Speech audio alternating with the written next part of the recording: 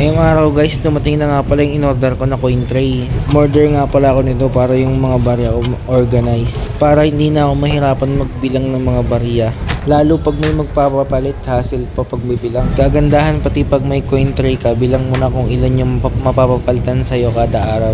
At dito guys, kukunin ko na nga pala yung mga naipon ko na barya para ikamada sa aking nabiling bagong coin tray. Ang laman nga pala niyan ay 5 at 10.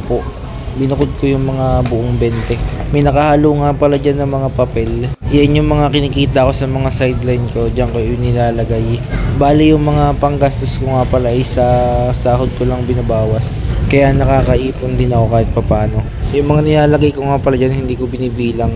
Bali ang pinag-iipunan ko nga pala ngayon yung pangalawang PC na bibilhin ko. Siguro mga 2 linggo pa bago ako makabili ulit ng bagong PC. Okay lang kahit mabagal, mahalaga umuusad. Mahalaga na enjoy mo yung kung ano yung ginagawa mo. Kumbaga cherish the moment. Ay marunong pa pala ako mag-English, kala ko di na. Ginagawa ko nga pala dyan guys, binubuod ko yung bagong 10 tsaka yung lumang 10. Tapos yung bagong 5 sa lumang 5 para maganda tingnan. May pagkaano kasi ako, may pagka-perfectionist. Bali dyan na nga pala kukuha ng mga barya pag may mga magpapapalit sa akin.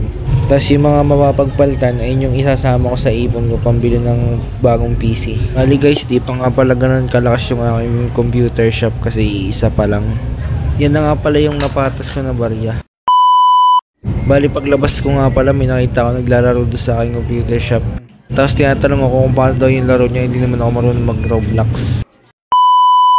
Hanggang dito na nga lang pala guys, bye bye, love you all.